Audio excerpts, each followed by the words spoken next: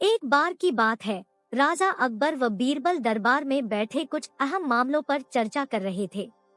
तभी बीरबल ने अकबर से कहा, मुझे लगता है कि ज्यादातर पुरुष जोरू के गुलाम होते हैं और अपनी पत्नियों से डर कर रहते हैं। बीरबल की यह बात राजा को बिल्कुल भी पसंद न आई। उन्होंने इस बात का विरोध किया। इस पर बीरबल भी अपनी बात मनवाने पर अड़ गए। उन्होंने राजा से कहा कि वे अपनी बात को सिद्ध कर सकते हैं, मगर इसके लिए राजा को प्रजा के बीच एक आदेश जारी करवाना होगा। वह आदेश यह था कि जिस पुरुष के अपनी पत्नी से डरने की बात सामने आएगी, उसे दरबार में एक मुर्गी जमा करानी होगी। राजा बीरबल की इस बात पर तैयार हो गए। अगले ही दिन प्रजा के बीच आदेश कराया गया कि अगर यह बात सिद्ध हो जाती है कि कोई पुरुष अपनी पत्नी से डरता है, तो उसे दरबार में आकर बीरबल के पास एक मुर्गी जमा करवानी होगी।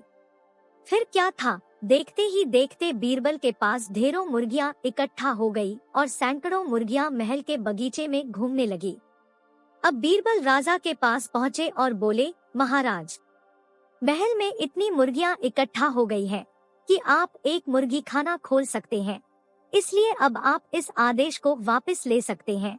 मगर महाराज ने इस बात को गंभीरता से नहीं लिया और महल में मुर्गियों की संख्या धीरे धीरे और भी ज्यादा बढ़ने लगी।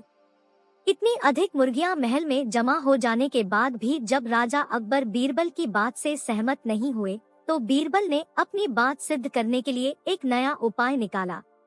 एक दिन बीरबल राजा के पास गए और बोले, महाराज, मैंने सुना है कि पड़ोस के राज्य में एक बहुत ही खूबसूरत राजकुमारी रहती है। अगर आप चाहें तो क्या मैं आपका रिश्ता वहां पक्का कराऊं? यह सुनते ही राजा चौंक उठे और बोले, बीरबल, तुम ये कैसी बातें कर रहे हो? महल में पहले से ही 2 महारानियां मौजूद हैं।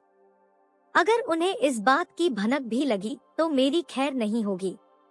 यह सुनकर बीरबल ने तपाक से जवाब दिया, चलिए महाराज, फिर तो आप भी मेरे पास 2 मुर्गियां जमा करा ही दीजिए।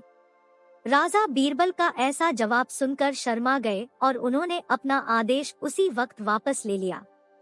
कहानी से सीख। अकबर बीरबल की इस कहानी से हमें यह शिक्षा मिलती है कि बातों की चतुराई से हम किसी भी बात को मनवा सकते हैं। जरूरत है तो बस बीरबल की तरह चतुराई से अपना पक्ष रखने की। तो दोस्तों, ये थी आज की कहानी। उम्मीद है आपको कहानी पसंद आई होगी। आपका क्या कहना है इस कहानी के बारे में, हमें कमेंट करके जरूर बताएं। कहानी को लाइक और चैनल को सब्सक्राइब जरूर करें। धन्यवाद।